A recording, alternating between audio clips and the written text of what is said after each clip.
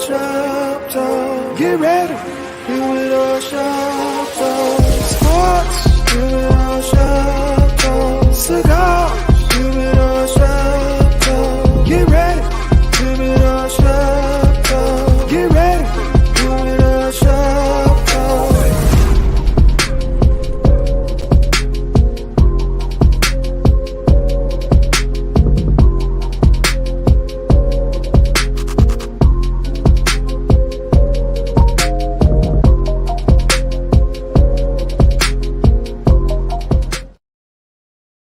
Yo, what's up, man? This is your boy, Mr. SmokeFella. Hey, as you see, I'm hooded up, dark glasses. Let me explain why. The SmokeFellas blackout yesterday at Eduardo Lamone's adult hooky day. It was Stone Cold Groove, and when I say Stone Cold Groove, it was a party.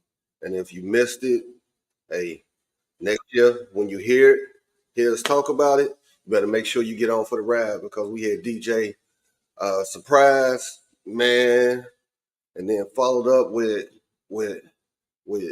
DY Nemesis. Man, I'm gonna tell you right now, it was a whole vibe. And if you missed out, man, you gotta check us out next year. I'm struggling. I know my guys, they struggling because people showed up and showed out.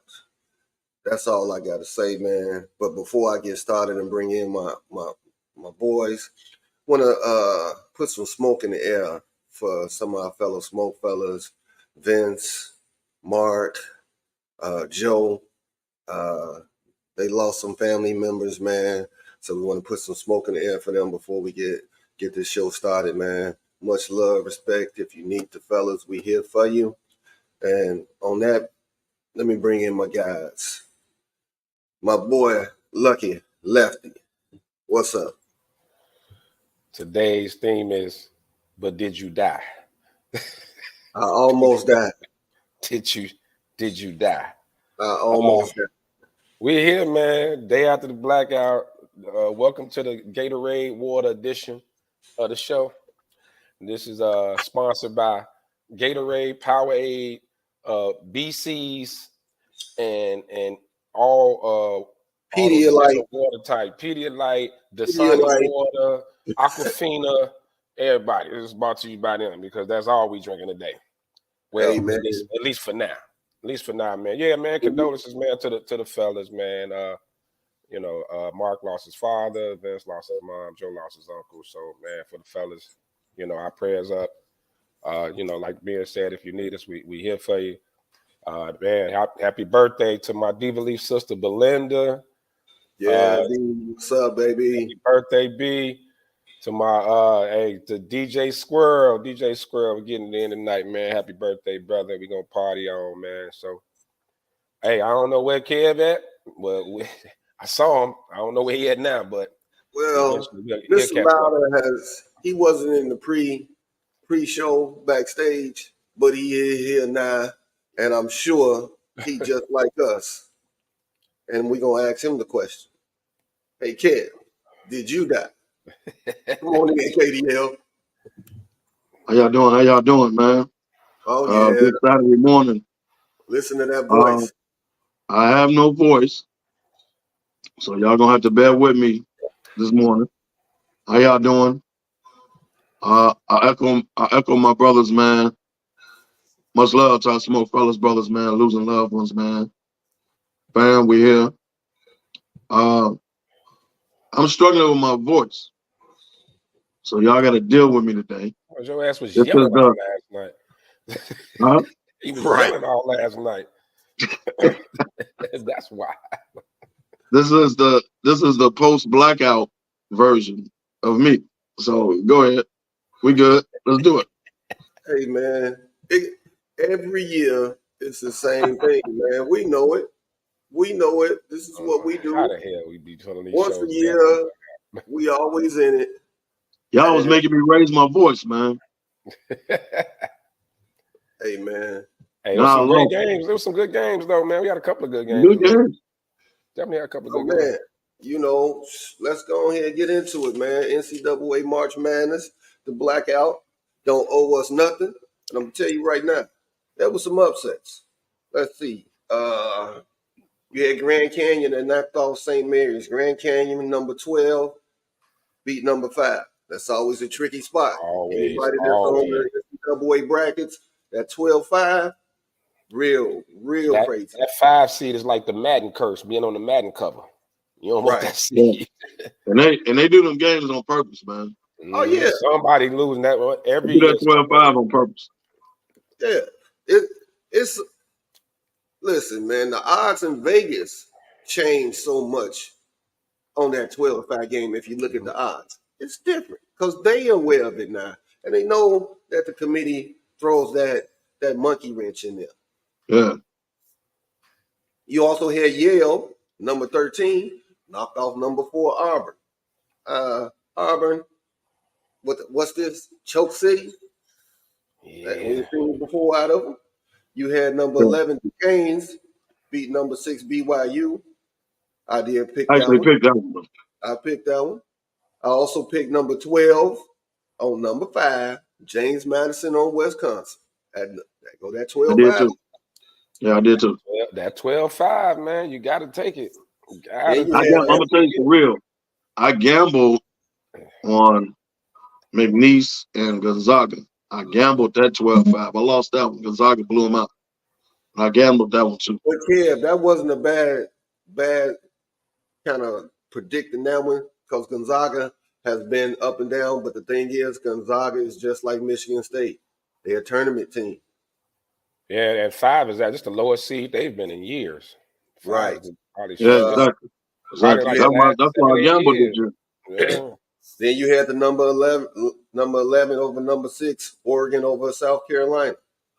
Oregon, too. You know what I'm saying? Now the big one, number 14, Oakland, snatching a life out of number 3, Kentucky. And let's talk about it, Kev. Let's go. They got beat by a professor. They got beat by the calculus professor. So Kentucky, it was the number 3 versus what? That was Al Bundy that got him, baby. Al Bundy got him. So it was 3 versus what? What was 14, the seed? 14. Yep. So in the last couple years, Kentucky has lost to double-digit seeds while being either a 2 or a 3. 3 out the last 4, right? Last 4 years. So out of the last, you consider the blue blood. They didn't make the tournament 4 years ago. Then they lost to number 15, St. Peter's. Yep. Then they lost to number 5. And number 5, all right. But here they go again, losing to number 14. It's crazy. And then Calipari comes on the press conference and say it's all about his kids being 18, playing against 24, 25-year-olds. Come on, man. Let's stop this. That's how he recruit. So that's what he get. Right. So first of all, you recruited them. Right. So don't realize they freshmen in the tournament. They've been freshmen all year. Right. So when we gonna realize, man, Coach Cal is a great recruiter. Like Bill Self, great recruiter. Coach Cal can't coach. Yeah, Self can coach. At least Self can coach. I said it. He can't coach. He can't coach. I'm gonna have to. You got X's and O's in there. Hold on now. They was one of the hottest teams in NCAA 2 weeks ago, and they was like, "Oh man, they on the run now." Well, they wasn't. Yes, they was. I don't recall them winning the SEC championship. That's strictly off talent. Okay, they didn't win the regular SEC. season or the tournament. I don't recall them winning. They went on a run, man, in the SEC. They lost the tournament, but they went on a run before the tournament. Bro, look up the stats, man. They didn't win the regular season nor the tournament. So how was they hot? They've been up and down all year. Just because you ain't win the SEC don't mean you don't get hot and run off 6 straight. What up, Linnell? Let me tell you something, man. They win a lot of games by talent alone. Right. So Kentucky does. Nobody gonna argue on that. But when it comes to the tournament, when there's money on the line, Cal can put it. Well, we're playing against freshmen. They're freshmen. They're playing against. Well, he can put it like that if he wants to. You gotta just like you was ahead of the times, Coach Cal, on the one and dones. You kicked it off, and it was successful when it first hit. It ain't successful no more. What's successful now is the portal. What the portal is doing is bringing in juniors, seniors, hell, graduates, for crying out loud, be on teams. When they show the teams, some of these be graduates, bro, transferring through the portal. Yeah. Cal got to get with the program. You were the first for the one and done. You kicked it off. You was a pioneer, and it worked because it first hit. But now that time has passed, dog. The portal is now. Your older people are in that portal. He held on to that process too long, where he getting right. McDonald's All-Americans. Yeah, you getting those. Yeah. Kids. So you can't come to the post-game press conference and blame them for being freshmen. You recruited them. That's the thing. The last 3 to 4 years, the McDonald's All-Americans haven't been, and I'm going to say this, McDonald's All-Americans. No, he got some talent. He got some talent. They haven't been those, okay, this dude is going to the league. Now, we ain't had some McDonald's All-Americans where you was like, you know what? This dude, he got league potential. He going to the league. We ain't had that over the last few years. Now, we're going to get that soon because of all the NBA stars that got sons that's hooping right now. We're going to get back to that, but it's still going to take 2 or 3 years where you getting like this year. Oh, boy, I can't remember his name right now. That's going to Duke. Cooper. In the country. Yeah. Cooper something. I want to say Cooper Cup, but I know that ain't his name. Cooper Flatton. Yeah, so he got league potential. You know what I'm saying? Man, what that all come down to though, what Calipari said was idiotic because he had 18-year-olds when he won it with AD and them. He's always had young teams, and pretty much most of those lower seeds and those smaller schools are senior-led teams anyway. So when they go up against, the more highly touted schools in the country, they're usually the oldest. They usually are older. But like Kev said, it comes down to X's and O's. You got to be able to coach. We watched that Kentucky game. They came out of a timeout. And I don't know that dude's name, but that shot he took was utterly ridiculous out of a timeout. You didn't draw up nothing.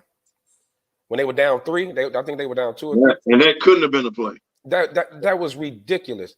Kentucky looked. Thank you, Sean. Kentucky looked undisciplined.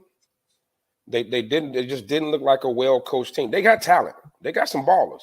They always got talent. So they keep talent. He's a hell of a recruiter, but to come out and that's the thing with the tournament. Like I said, it's every year it's like that. Most of the smaller schools, St. Peter's, St. Mary's, those are senior-led teams.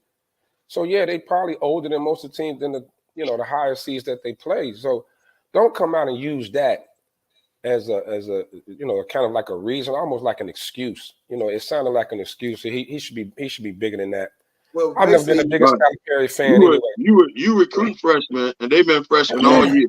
And then when you get to the tournament and lose, you blame them for being freshmen. Right, exactly. That's ridiculous. He knows better than that. It's what you usually say. He failed the press conference. He definitely lost the press conference. Oh yeah, he failed that. I was watching game day this morning, and the consensus across the board was, I don't want to hear your excuses, Calipari. You got to play better in the tournament. Period. Point blank. You got to play better. Yeah. And at some point, you got to coach. I get it. You can, like, basketball is a sport where you can like throw the best 5 on the court and you can win some games. But when it comes to championships, man, you need some type of continuity. These guys they're an AAU team, and they play like an AAU team yesterday. Right. And night. They play like an AAU team. And just little small basic things on the screens and, you know, all off-ball defense. But whoever simple stuff. This comment right here, I swear to God, is the why Villanova would kill in a tournament every year. Michigan State, right now. North Carolina. I'm worried about them playing against Michigan State because guard play is paramount in the tournament. But Carolina got some guard play though. Carolina, they do. Guards, they do. This ain't like normal where the last few years they guard playing suck. They guard play. You gotta have guards. That's true. That's normal. You gotta have guards. It was no guards and 29-year-old Baycott, because I swear he'd been in North Carolina since Vince Carter. I don't know. Baycott the same age as George Ackles back in the day. No. What's his name from Gay? What was the kid from Gonzaga? Timmy. Timmy, that was 85. Oh man. Yeah, he stuck around for a minute too. God, baby. Timmy, your boy Timmy. Yeah. Hey, Timmy Handlebars came way out here. Timmy was so old, he was up for retirement his rookie year in the NBA. They was already talking about retiring. That dude was. Hey, whatever happened to him, man? He didn't make the league. I don't know what happened to him. He probably overseas somewhere. He's a big dude. He probably over in Greece some damn well. No, he's somewhere as a tax auditor. Your boy Timmy, baby. Timmy, baby. He a tax auditor right now. Him and Baycott, them are old as shit. But yeah, hey, man. Everybody says that every year though, man. It's the guard play is big because the game slows down. Paramount.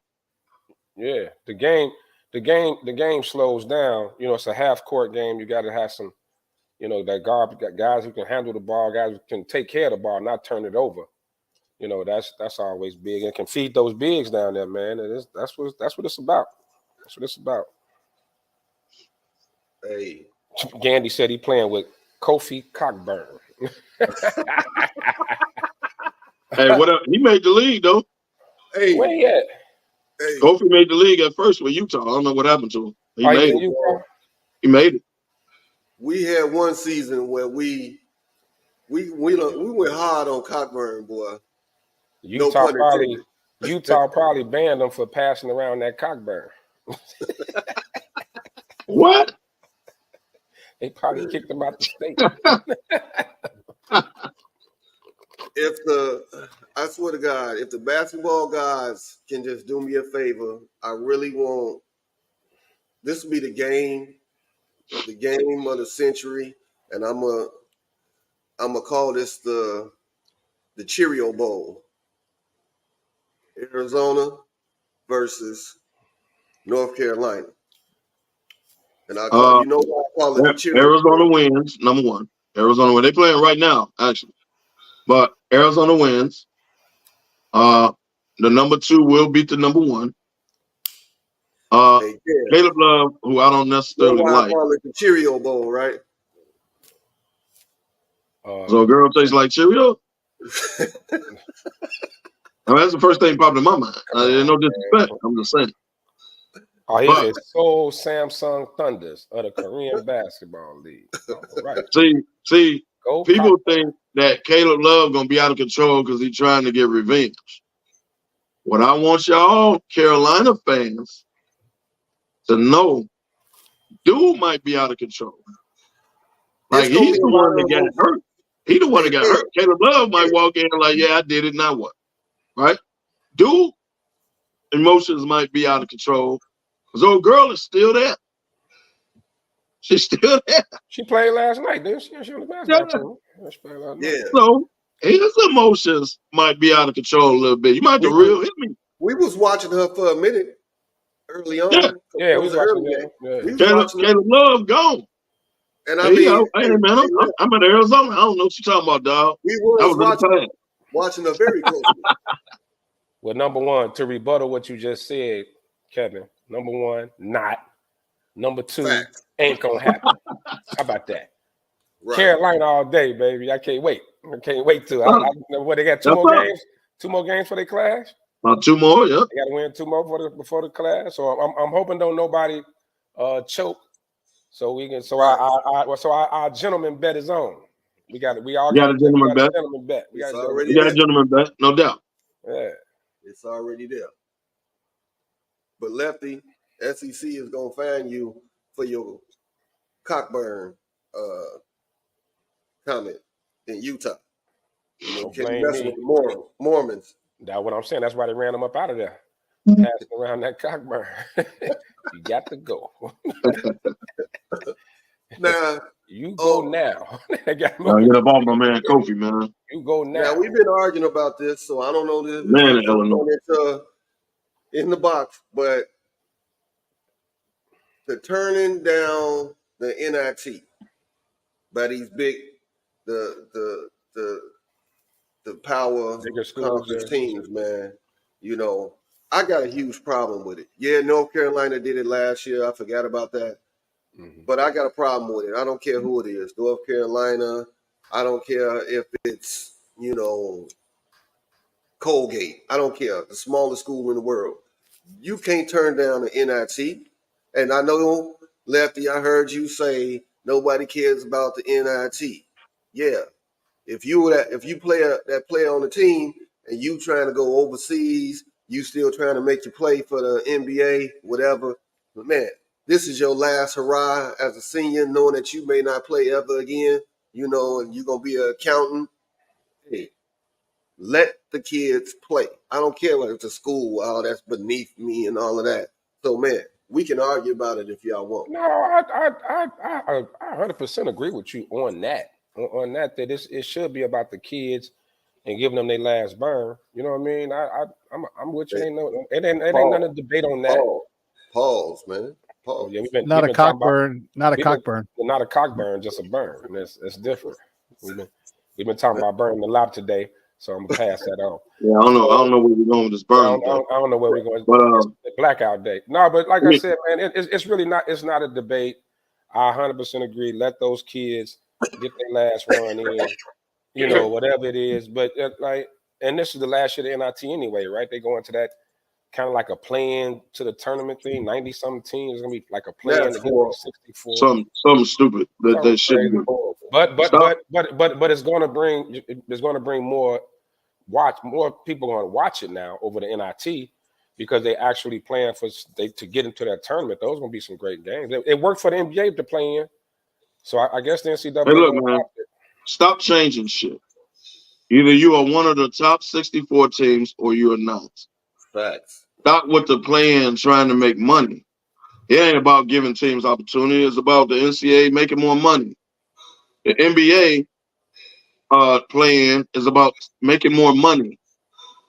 Would you rather do the play-in with a chance to get into the tournament or play the NIT? Which one would you rather do? Make the damn tournament or not. Look, man, I'd rather play the you got all year to make the tournament. Stop with this play-in shit. The first 4, they done convince people that the first 4 is the tournament. The first 4 is not the tournament. It's a damn play-in for you to go play a higher seed. Right. That's not the tournament. Right. So the people that won Tuesday night or Tuesday and Wednesday night, they said, well, they got their first win in tournament history. It ain't the damn tournament. Right. You're the first 4. You're playing to get in the tournament. It's still kind of shaky on the watch because nobody really started watching until Thursday. People are already filling out their brackets. College basketball fans watched Tuesday and Wednesday. We didn't know who the hell was playing, but we watched. Mercer. But so they accomplished their job in getting eyeballs to the TVs. Well, but let me cut when you win on Tuesday and Wednesday, the first 4, that is not the tournament. That is a play-in. That's not the tournament. I turned off. Stop this. I turned that Virginia game off because it was atrocious. It was atrocious, but that wasn't the tournament. We need to stop this. That wasn't the tournament. That was the play-in. So, Ben, you told me I was messing with you. The team that won was it Tuesday, Wednesday. They had to go play Carolina. No, it was 2. See, they won 2, and they went out there and got blown out. Yeah. You can't say, well, at least we won a game in the tournament. Yeah, no, you won the play-in. They beat the actual tournament you got blown out in. Right. They beat. So we need to stop this. And the NCAA needs to stop expanding shit. College basketball has the greatest thing ever. The top 64, whatever. Leave it as is, man. Stop with this because all they doing now, you're gonna push the season back because now you're gonna add this little play-in stuff to give other teams opportunities. If the committee wouldn't screw it up, you wouldn't need a play-in because the committee screwed up Virginia. The eyeball test, and I text y'all as soon as the stuff came out Sunday night. I said Virginia shouldn't be in it. I said Indiana State, Pittsburgh got screwed. Y'all ain't say nothing. But then when it played out on Tuesday, when these guys had 14 points in the first half, case in point, you don't need a plan for that. You just need to get it right. Stop with the strength of schedule and all that. The eyeball test told you Indiana State and Pittsburgh was better than damn Virginia. But wait, Kev. So that goes against the point you just made about stop with all this, playing stuff like that. But then those teams that got left out, they'll have a shot next year. No, get it right. At the same time, get it right. They shouldn't have been left out. Get it right. They never get 100% right. It's always a team that's left out every year. This with this new invitational thing they doing, this little playing thing. I think it's a chance to prove it on the court. It's not about a computer so what they did all year or a committee. No, I'm not saying that, but I'm saying that like when you got these bubble teams right there, right? You got these bubble teams, somebody always get left out. We're sitting here saying, let the kids play, right? Go to the NIT, let them play. So what's wrong with giving them a shot to get to the big dance? I don't see nothing wrong with it. Like, what's the issue? Like, why do you got a problem with that? So my coach always said the NIT was the non-invited tournament. My coach always said that. So either you make the NCAA or you don't. The non-invited tournament. Now, let me speak on the teams that declined. St. John's, Oklahoma. Who else? St. John's, Oklahoma, Pittsburgh, and declined it. Right. Rick Pitino. You the same guy that ripped your team, right? You don't know why you recruited him or nothing. Public. And then you don't make the NCAA. You don't give him a chance to play in the NIT. Memphis also declined it. Memphis did too? Okay. Yep. So we criticize, especially in football, when guys sit out the bowl games because they go into the NFL and they sit out the bowl games. We criticize. We got to keep that same heat on the college basketball coaches that decline a tournament that you're eligible for. If you wasn't eligible for the NCAA, it ain't like you two, Oklahoma and St. John's and Pittsburgh. It ain't like Memphis. It ain't like you too big for the NIT. Let me tell you what made I heard, the NIT play it. This and is what I heard not only do you play the damn tournament, but your seniors that are not going to the NBA per se, or they're trying to get in the NBA per se, you let them play it out. You let them play it out. You don't make the damn decision that they can't play in the tournament. Because if they make a decision to where they don't want to play, you got a problem with them. That's true. But a coach and an AD can make a decision not to play in the tournament. That's bullshit. That's bullshit. You can't have it both ways, bro. Like either you let the kids play, all right, kid, you or said it don't twice. get mad when the kids don't want to play. That's bullshit to me. Okay, kid, you said it 3 times. So what I heard one of the coaches say, the NIT does not help coaches recruit. It hurts the big box, the major programs in a recruiting. Well, then you should have made the damn tournament. Then you should have made the tournament. So as a coach, if you're worried about recruiting, make the damn tournament. It ain't necessarily the kids' fault that they didn't make the tournament. Hold these goddamn coaches responsible. Hold them responsible.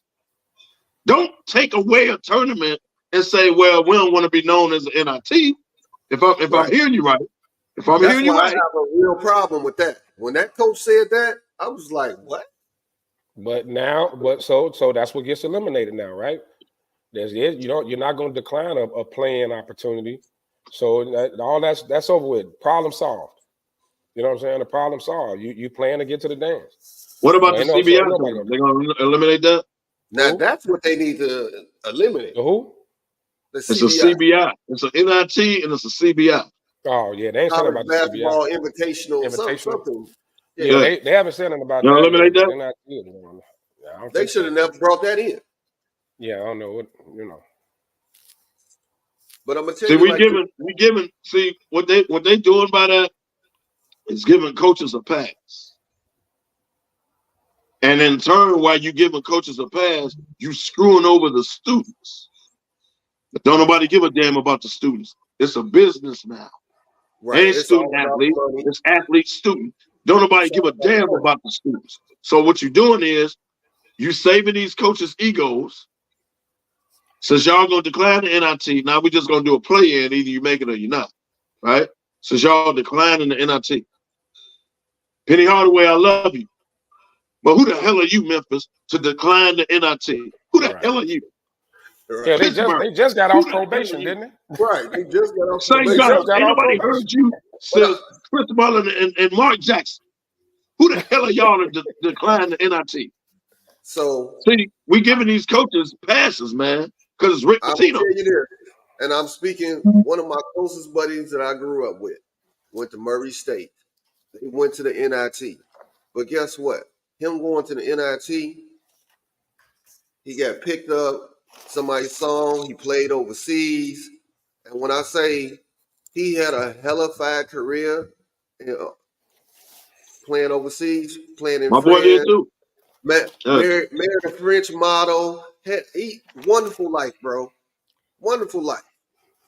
But you take away the NIT, you take away that. That's the stuff that you don't see behind the curtain. Right. For these players. You taking away an opportunity for players to continue playing basketball. And it's not just the NBA, bro. So let me flip the script. Overseas is major when it comes to people that want to continue their careers. So what if you make the NIT and one of your kids say, "No, I ain't playing in the NIT." He think he going to the league. He say, "I'm not playing in the NIT," and that makes national news. How y'all think that will go over in the media? Not well. One of the players say, "No, I ain't playing in the NIT again.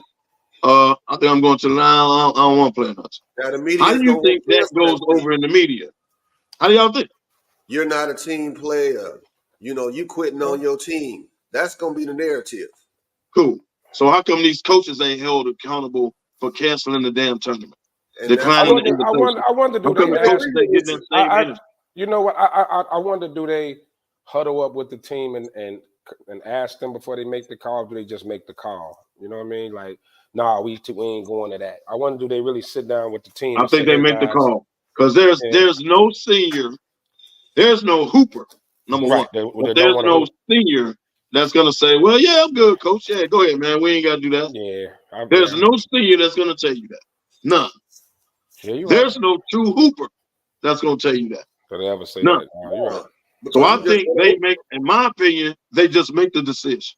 You want to continue to hoop, right? You want to play as long as you can play. And like you said, Kel, especially if you that senior, fifth year, whatever, if you got that senior tag, there's no way that you don't want to keep playing. Facts. Yep. You know what I'm saying? But as we talk about the NCAA, I got a question because it went around in one of the sports groups. What sport has the best postseason event? You got the Super Bowl. You got NCAA March Madness. You got the MLB. playoffs. You got the NBA finals. Who has the best? Now, based on the kind of sports you love the most, you probably gonna lean towards that. But Lefty, which one do you like the most, and why? It's nothing like the big dance. It's nothing like the big dance. The Cinderella stories. You know, just what we discussed earlier. The Oaklands versus Kentuckys. Those big upsets. Remember the Loyola story a few years ago. You know, them going as far as they did.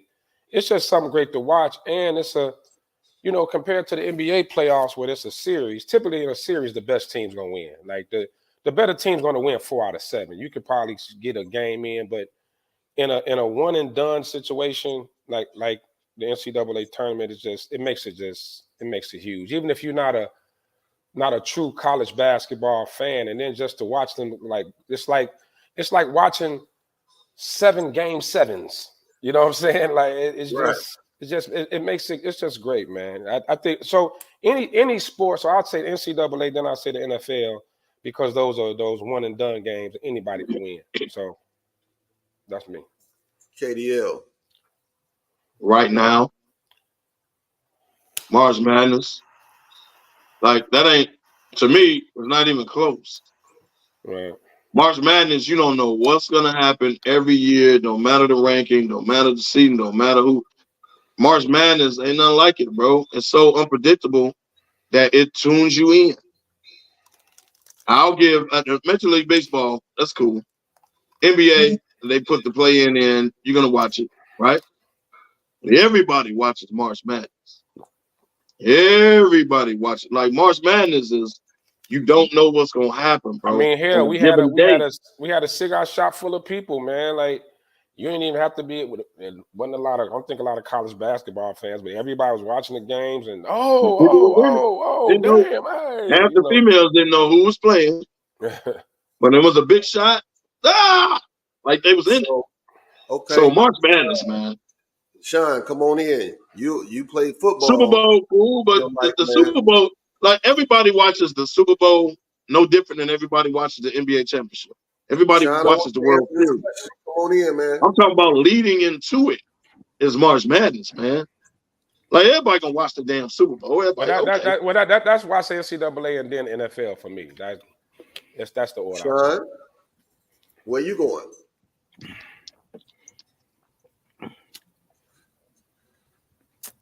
So you're talking March Madness, the entire tournament, because you said event, because event is one thing. Oh yeah, that's Super Bowl. No, the tournament. So if you're talking the entire tournament, see, and here's the problem. The entire tournament, oftentimes, it leads up to, there's so many good things leading up the first 2.5 weekends, and many times the championship game is a letdown. Not all the time at all, believe me. But to have such great games up to that point and to have a dud, Super Bowl, even if it is a dud or not, which it hasn't been often, you still got the halftime, which many people like to see. More urban people were really fired up about Snoop and Dre and Mary J. a couple years ago. Usher this year. Okay. Rihanna. Riri. So right. If you're putting the whole tournament against the Super Bowl, then I would have to say slight edge to the tournament, because 2 weeks will lead up to the upsets. The 2 weeks, there's multiple upsets that get people excited. But if it's just one event, one game, you know what I mean? The Super Bowl is super close. We're talking 1B. Me personally, I wasn't comparing it to one game. The Super Bowl is the ultimate. Everybody watches the Super Bowl, regardless if you watch football. Right. Everybody watches Super Bowl. So I wouldn't compare that. I was comparing like the NBA. This is how I took the question. The NBA playoffs. Okay. Major League Baseball playoffs. Baseball playoffs. Hockey playoffs. March Madness. Like I was looking at it like that. I wasn't talking about one. If you do it that way, then the NCAA it's just because it's one and done. Right, all the other ones except football, all the other ones are a series. So it's like boom, boom, boom, boom. Okay, and you don't. Right. Even if it's 4-0 or a sweep, it still can be boring. Kentucky shows you that anything can happen. Right. Yeah. Right. Hey. So you go back to Virginia versus Chaminade. Yeah. You go back to Virginia versus So what do y'all think the expanded college football playoff are gonna fall in? Well, that's gonna be that's not there yet, but it will be. That will be up there. That's right. That'll be debate.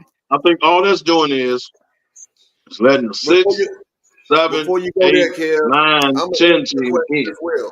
I'm gonna answer the question as well. For me, the reason that I'm gonna pick March Madness, it goes back, taking me back when I was in 7th grade, bro. I called it chicken pox. Wait, was that the second time you was in 7th grade or the first time? Because you know you flunked. That was a long time ago, bro. Hey, man. Was that your second stint? Lefty. That when you had the pro yesterday. Did you have a pro back then? You was waiting, but that's all right. When I caught some chicken pox, I was waiting for the opening. It was right before the NCAA tournament, right? So I was really into the NBA back then, but then I had nothing to do but watch the tournament. And that prompted my love for the March Madness. From that point on, it was like the greatest thing ever, man. Because of the Cinderellas and building up to that one shining moment. Bro, that's the greatest thing in the world when you go from 64 to the last two. I swear to God, that's the most amazing thing. You know what I'm saying? I mean, also think about the memorable moments too, though. The Jordan shot, the Houston, was it Houston NC State? The upset. Derek Whittingham. The Villanova shot a couple years ago. The Villanova shot a couple years ago. Like those memorable. You had to throw that out there, huh, Ken? Man, I wasn't gonna say against Carolina, but since he put it out there, I mean, I remember the shot. Real classy, Kevo. Real classy. Nolan? Hey, man. I just remember the shot, man. Yeah. Be cool, man. Be cool. like Millhouse. My heart still hurt when I see that damn shot. But that's what I'm saying, man. I was already celebrating. I knew Carolina. Every year somebody do something in March Madness. Like you don't know when it's coming, right? Hey, we can go back to Michigan, the 5-5 versus North Carolina, the timeout. Timeout, yeah. Yeah, we do that. We do that. Hey, I was in college that time, and I won a lot of money because I was North Carolina. I thought I was gonna have to pay out my ass, man. But what's big boy that was on the bench? Let me get on. Chris Webber said he told him to call timeout. What's big boy on the bench? Eric, there's a big dude on the bench. Yelled out timeout. Chris Webber called timeout. First of all, on North Carolina. Yeah. No, on Michigan. Big boy, Eric, light skinned dude. Yeah, he's the center. The backup. He was on the bench at the time, and he told Chris Webber to call timeout. Chris Webber cussed him out, finding out he didn't have a timeout. He didn't have no timeout. Oh, you can't cuss him out because you didn't know. Both of y'all was Chris Webber traveled to begin with. So we start the whole play over. Turnover. Yeah, it should have been a turnover anyway. I will give him this though. His foundation, he named it timeout. Made it turn it from negative to a positive. He did. He has a not-for-profit organization that he named his foundation timeout. That's dope. That's dope. Eric Riley. Yeah. He was on the bench like this. Chris Webber looked at him and called timeout. Right. Yeah, man. I remember that whole play. Like we said, man, just think all those moments in the NCAA tournament, man. I mentioned it earlier. A couple years ago, the Loyola run, man, was just remarkable for Chicago, baby. Man. Sister Jean. Yeah, that was remarkable, man. I mean, the whole city, the whole state. I was in watching, Vegas, like you didn't even. Whether you probably never seen a Loyola basketball game in your life, but you were just pulling for them, man. It was a great story. It was a magical run. You know what I'm saying? What do they have? 3 buzzer beaters or two? Just 2? I know they had 2 for sure. I think it was 2. I know it's 2 for sure. Mm-hmm. That was just unfreaking real. No, that was unbelievable, man. What about when we got our first taste of Steph Curry at Davidson? I mean, he was heating everybody up, and they was like, "Dang, that's right. That's Who is this dude? That's he had an NCAA run. Yeah, you have magical runs, and now look at it. So I'm hearing March Madness. We didn't even know what Davidson was at the time. Right. Real talk. Right. David who? Right. David and Goliath? Right. You know what I'm saying? Yep. Hey, Lefty. Huh? You just got served papers? Hey, Lefty. Wouldn't be the first time. Is my bag up there? Yeah, it's right. It's right here. I'm looking at it. It said, "You are the father." Man, if I get he can't be in court on a Saturday morning, though, B. I'll be on. You talking about suicide watch? Like that. Man, look here. You are the father. I'm 50 years old, brother. We ain't doing that. Oh man, listen. Talking about getting served. Let's go ahead and jump into this one. Your man Ohtani. Ooh, Charlie. Ohtani. If you don't know, Major League Well, Baseball. Sean a birthday guy. Let Sean comment on this. I mean, birthday. My bad. My bad. Baseball guy. Let me birthday. I don't know where the hell that came from, Sean. It's a blackout. Hey, hold on, you baseball dude. Because last week I messed up and called him Isaac. So you better go ahead and get it now. You better get it now. So I don't know where that came Isaac, from, and this man. is my birthday. Is that I swear to God, I don't know where that came from. I'll take that hit.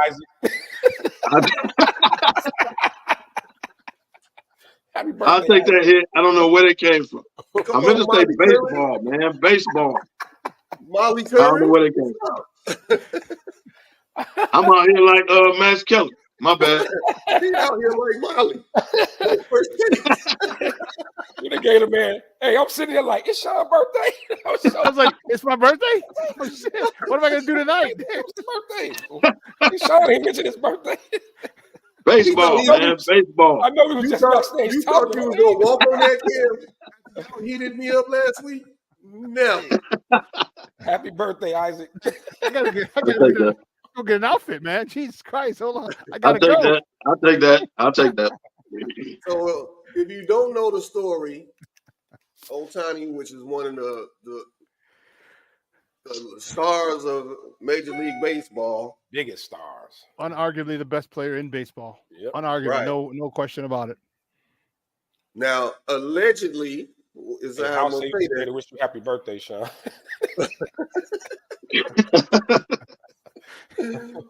$4.5 million stolen right under his nose. Yeah, that's what they say. But now they're investigating it because they're saying that his translator had a gambling problem and he stole the money to pay off his bookie, right? Yeah, right. So, Sean, show thoughts on this, man. It's your birthday. You might as well lead off with it. Thank you. It's my birthday. I think Ohtani, they've launched a full investigation. MLB has.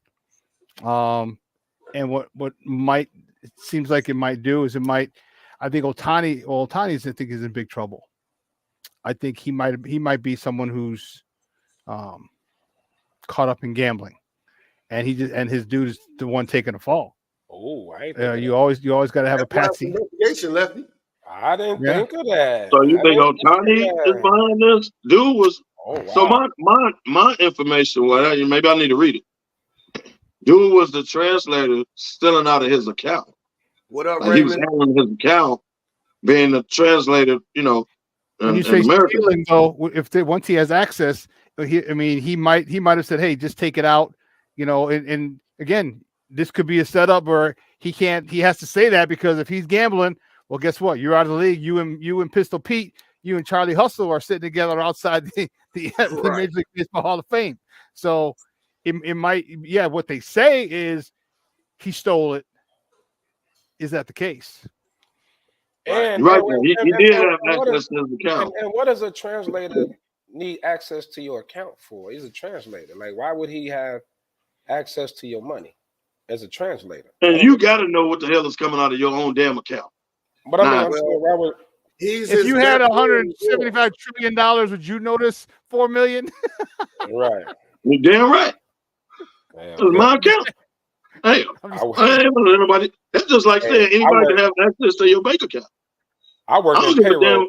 People call if I had 4 million yesterday, I better have 300, and you know what I mean? Like, get the fuck out of here. Like, that's my account. Now listen to this one. When they go and ask that bookie, I ain't think about that though, Sean. That's now the bookie, if you ain't paying him off, he can ruin the whole show. Yep. Oh, I'm pretty sure he didn't got his paper. Okay. If y'all taking it that way, then is he gambling on baseball? No. Is he, like, if y'all want to go down that road, he could. Now, he just gamble because he got money. They already confirmed that. He's a grown ass man. It's not on baseball. Right. However, if he's gambling in the facility, if he gambles in a major league stadium, if he gambles in Anaheim, Los Angeles Angels Stadium, all right. Remember how who was it? Was it Calvin Ridley?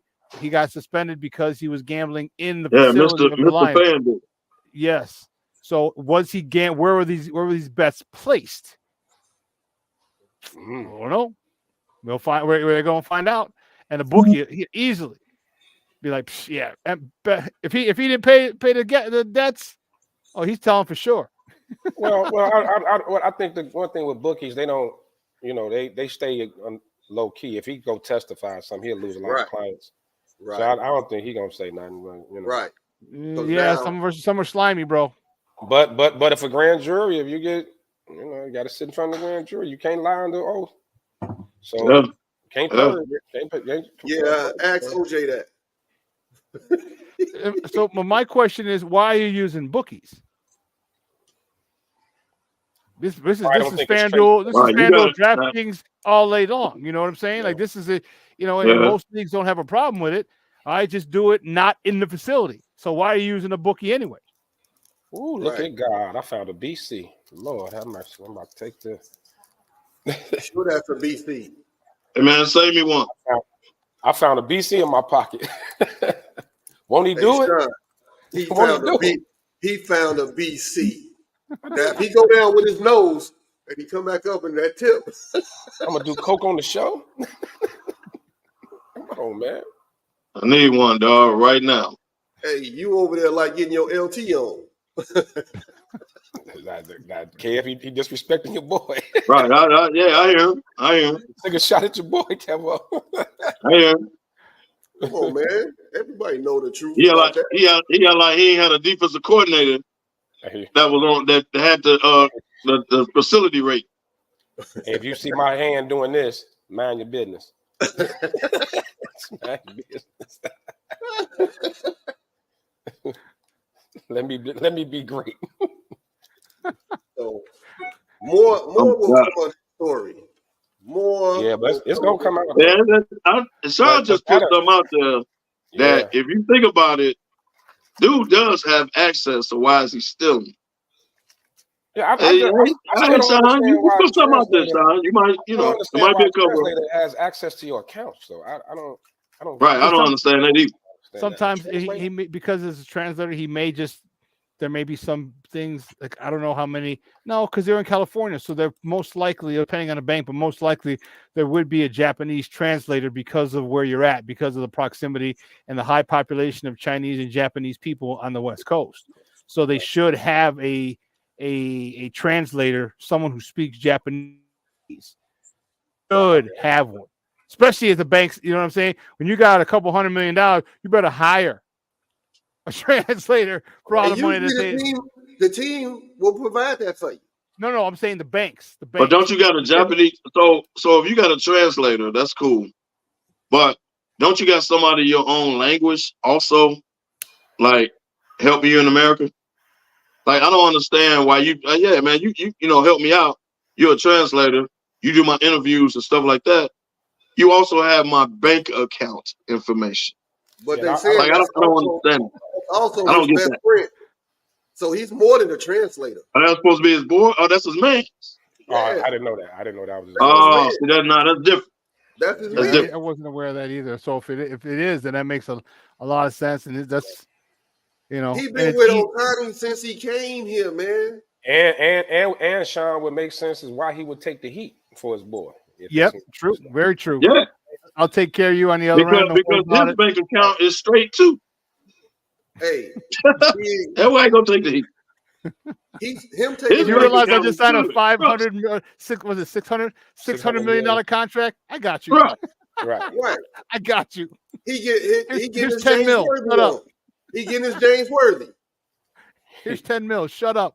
That dude gonna get on Worthy stepped in and took that L for Magic. That dude gonna be on the stand like Nino Brown. This is bigger than Nino Brown. Bigger than Nino Brown. Bigger than Nino Brown. Damn, well, I was about to say that line. I can't. He is the true leader of the CMB. Yeah, it was a light skinned dude. Akbar. I just said Akbar for the bank. Akbar from the bank. He's the real leader of CMB. So now, when it comes to greatest wingman, it's Otani's translator, James Worthy, and then our very own Lefty. I knew you was going there with it. Wow. I knew you was going there with it. I'm just saying. Am I lying? Hey, I've been a part of a scandal or two in my life. You know what I'm saying? Hey, James Worthy. Hey, y'all need a wingman. Call Lefty. Magic was the man, baby. James Worthy did what he had to do. Lefty was my greatest wingman. I go down in history saying that, baby. I'll take that. I'll take that. He took a lot of heat. And the worst wingman ever, God rest his soul, Kobe Bryant. Kobe will tell on you. Oh no. That's Kev's boy, D'Angelo Russell. D-Lo? Oh no. On Swaggy P? Oh yeah, that was dirty. Yeah. That was just outright dirty. That ain't a wing, man. He was dirty. He lost Iggy over that.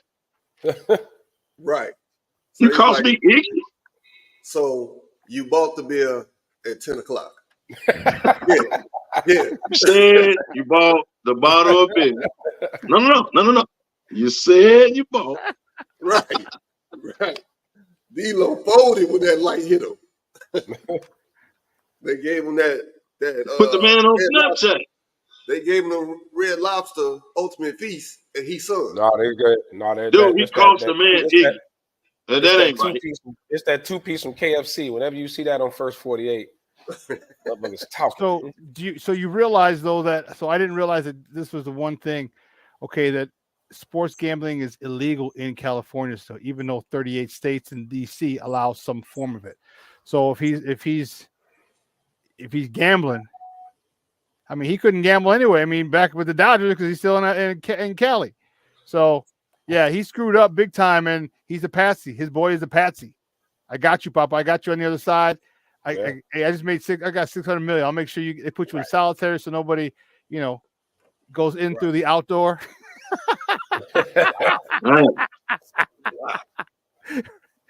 You ain't got to wear a raspberry beret. Hey man, I didn't think of that other side like that, Sean. You put some stuff out there. He gonna turn on him more than all the P. Diddy former employees. They telling everything. Come on, man. They telling it all. Everything. Hey, 50 told y'all about P. Diddy years ago. Y'all ignored. Yep. That part. Damn. Now y'all coming to the Jesus moment. 50 been talking about this man for years. Hey, man. Cat Williams said it in his stand-ups. Y'all ignored it. Mm-hmm. Now it's all come to light. How's Cat Williams still alive? Man. Good point. Does he tell him the truth? That's exactly my point. How is he still alive? telling the truth. You don't take them out anymore. You just present them as crazy. You just call cancel them. No, you just say crazy. Right. No, they took out Jeffrey Epstein. He's crazy. You damage their image. Right. Kill the image. You crazy. Yeah, he crazy. Don't worry about it. Kill his image. Yeah, I think there's still some. Let's put an end to this problem. Right. Going on in this world. Call me crazy. Hey, I would just advise him to stay out of bathtubs. That way everybody die in the bathtub. Everybody die in the bathtub. How did he end up with a toaster in the bathtub? The old transistor radio in the bathtub trick. Man, stay out the tub, dog. Hey, that's right after the banana in the tailpipe. Hey. With that Matthew Perry, Whitney Houston, and stay out that tub, dude. Everybody on that old show, Heart to Heart, died with the transistor. Yes. In the bathtub. Oh my God, man. Heart Dude, to heart. You brought it back. Heart to Dude, heart. you old, man. You old. I love that. Hey, Cat man. Williams. You might as well bring up Night Robert Ride. Wagner. I'm proud of Cat my Williams finna be there. You might as well bring up the great American hero. Yes. No, pay that, Cam. Cat finna be the king of the. Hey, give me in. Cat finna be we being old. We being old. Cat finna be the king of the whole bath. He gonna be in the sink washing up. Don't put your head down that water. Hit them hot spots. Hit them little hot spots. Get on to it. He's like showers only. Right. Come on, man. Don't be in that shower at the park. You know the little swim parks where you got to walk through the you got to walk through the little aisle of showers to get in. Make sure everybody showers because that's it. You can't electrocute me in here. Come on, man. We got a dynasty reference. Who killed JR? No, that's Dallas. Right. That's Dallas. Dallas. Dallas. Yeah, that's Dallas. That's Dallas, baby. Okay, so Dallas is come on right after Dallas. We see the people who watch that and show. The Colbys came on after yeah, right. Colby, they showing their age too. Right. Damn. Man, hey. We had some classic shows, man. Hey, it is about sports, but it just went left real quick. That's all. We'll get it back on the rails. Don't worry, it'll come back eventually. We apologize. Y'all showing y'all age, man. Hey, so blame it on the blackout. Let's get some Lefty's Logic. We haven't had a Lefty's Logic in a while. And my man Lefty, he got something to say. You get myself together because I got to rebut. Had to sit up. KDL set up. I got a shot. I got to rebut. Let him go. I got to rebut. It's going to turn to in the box, Sean.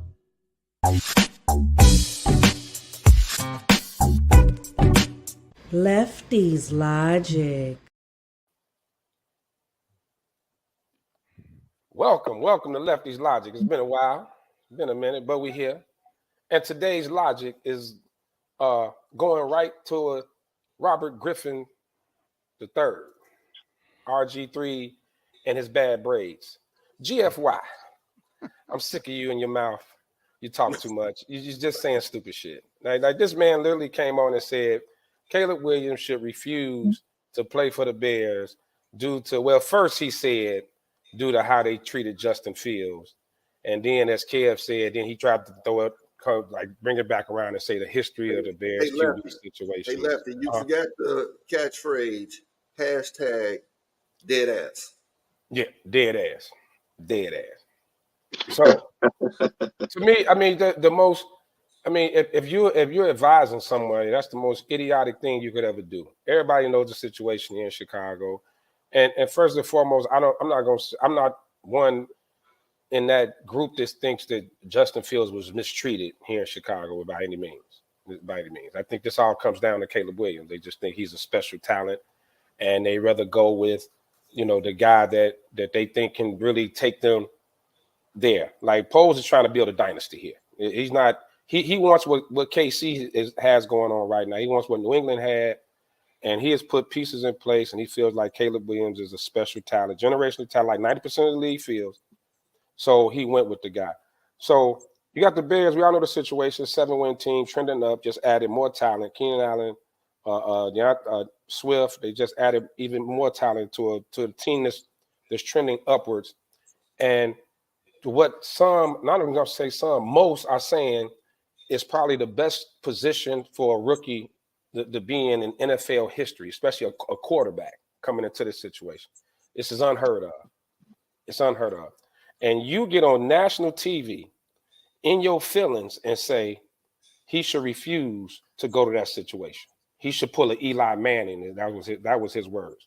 And do what? Go to Washington? Washington had a quarterback since Joe Theismann. Go to hell. Ain't nobody thinking about that about Washington.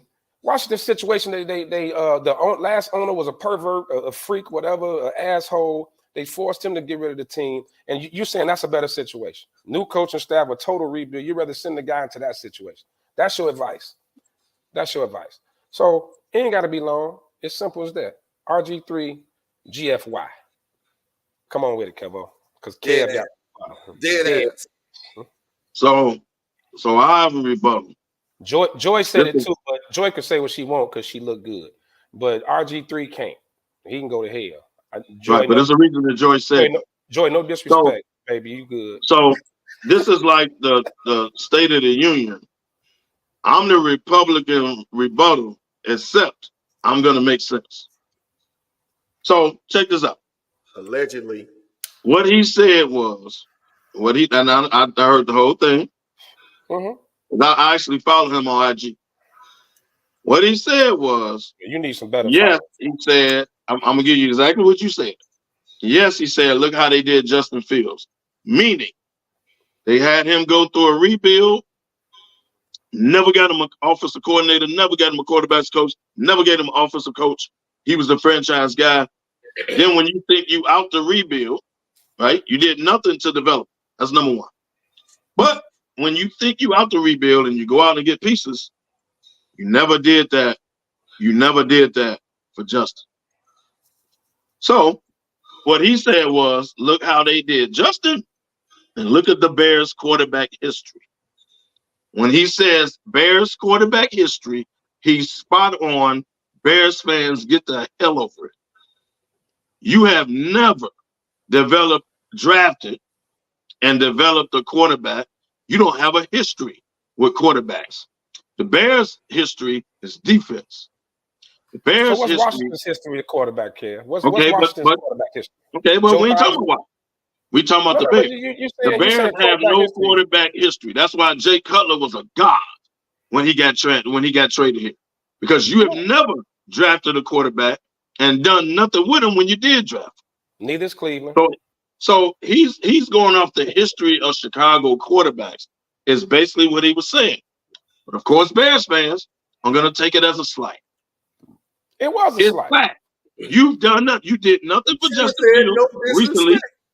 Hold on. You did nothing for Justin Fields recently. You've done more for Caleb Williams, and the man ain't signed a contract yet, than you ever did for Justin Fields. That's facts. Then the Cade McNowns, I can go down the quarterbacks the Bears have drafted. You did nothing. What they got to do with Ryan Poles?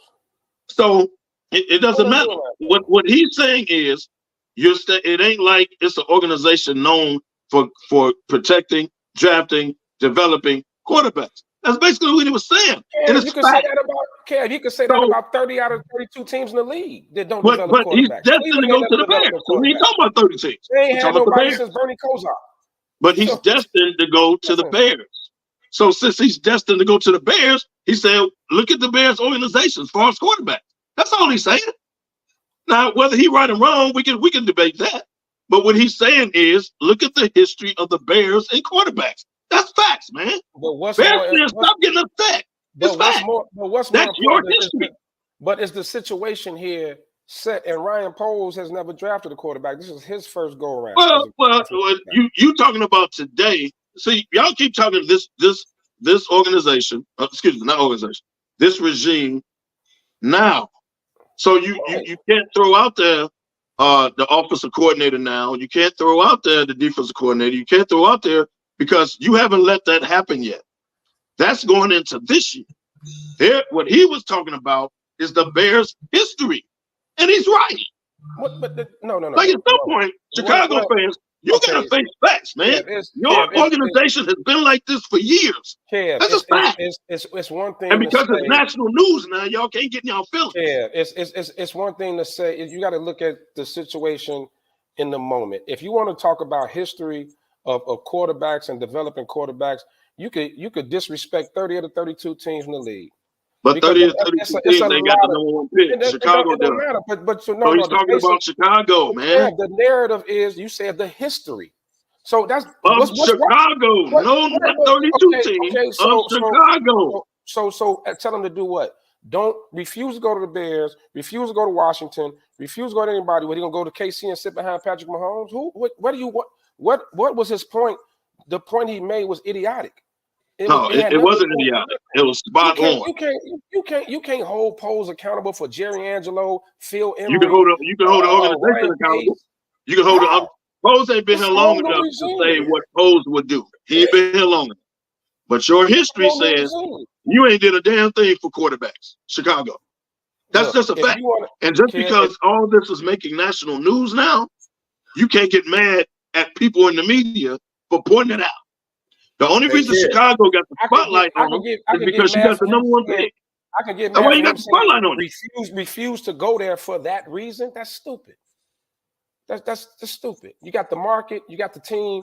You set up to succeed. So why would you refuse to go there? Because you and your feelings. Because everybody feel like Justin Fields was treated so wrongly, and I don't think he was treated wrongly. They gave him DJ Moore last year. They drafted him a right tackle. They put pieces around him. You gave him DJ Moore last year.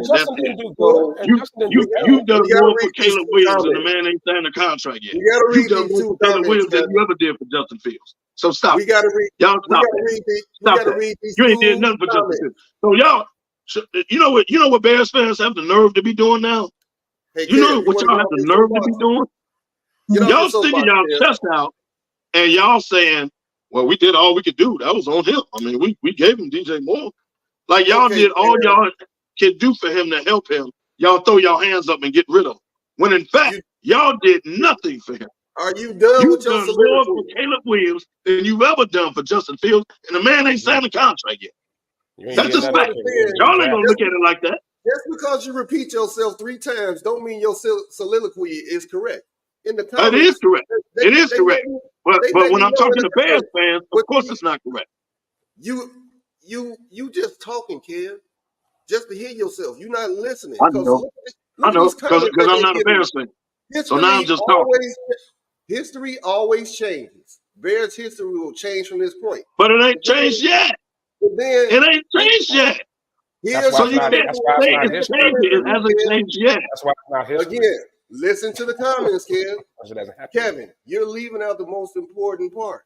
He's advising Caleb to force a trade. That is totally disrespectful. You cannot honor that. That's disrespectful. If they was doing this in New York, you would have that vein would be popping through your head and you'll be in stroke mode. So Eli Manning was a Manning, first of all. So he could get away with that because he was a Manning. I don't give a fuck. So Caleb won't be able to get away with it. I don't agree with forcing the trade and all that. I don't agree with that. But the point he made by saying that, I agree with. I agree with. Your history is nothing with quarterbacks. That's just a fact. The only reason this is being brought up nationally in the media now is because y'all got the number one pick. And Caleb hasn't said, yeah, I'm going to Chicago. The Bears haven't said they're drafting him. So it's still speculation, but everybody knows it's going to happen. But so it's still speculation. So now you leaving it out there. Hold on. You let this Justin Fields stuff go long enough to where you're the national spotlight. So somebody jumped in and said the Bears' history with quarterbacks, and he's right. So you're going to constantly condemn. You can't get mad at that. He's right. You can't get mad. Prior GM's faults, failures, sins, whatever, but you're going to keep putting it on the new GM that is clearly out here making change for the team, making strong business moves. His changes ain't been long enough to say, his changes ain't been long enough to say, okay, Ryan Poles that dude. Yes, he's making changes, agreed. Yes, he brought in weapons, agreed. But none of that is transition on the field yet. So he doesn't have a history with the Bears to say, well, we got Ryan Poles now. You got to let that happen. They're trending up. So how can you say that it's trending, but it hasn't happened on the field, sir, yet. It hasn't. How does it so happen as of today, he has a right to go about your history. He has a right to do that. Now, 2 years, 3 years from now, Ryan Poles picks and trades and all that. It works out. Bears make the playoff. Cool. You got a history now of the last 2-3 years. But you don't have that yet, dog. It ain't happened. You can say it's trending, whatever. They ain't stepped on the field yet. Give me as of today, give me 5 back, teams with teams with a great quarterback history. Name me 5 teams that got a great quarterback history. The history of developing quarterback. Name me 5. Bro, they not in the spotlight. I'm asking you to name me 5. We'll be talking about them had they had the number 1 pick. Name me because 5. you have the number 1 pick, the spotlight is on the Bears. So if somebody want to dive in and talk about your quarterback history, they have the right to do that. You ain't started right don't now. Get mad because it's your team. They have a right to do that. So you dancing right now. If it was the Giants with the number 1 pick and we dragged along our quarterback before we traded him, someone jumps in and talk about the Giants quarterbacks, they have a right to do that. Ain't nobody. You're the spotlight right now. You can't get mad because somebody pointed out something about your team and now it's national exposure. Yeah, you can't get mad at that. He's saying refuse to play for them because of that. That's ridiculous. That is utterly ridiculous. He's smart. He's smarter than that. So, Kev, he's way smarter than that. You can say right now that the Giants don't have a history of developing quarterbacks because Eli been gone how many years? So now that their history has been stated, they ain't developed nobody. It's the same thing. And they sure ain't putting nothing around Daniel Jones. Facts. They ain't putting nothing around him. Have that same energy for the mistake upstate. Our history of quarterbacks has Phil Simms and Eli Manning both won Super Bowl.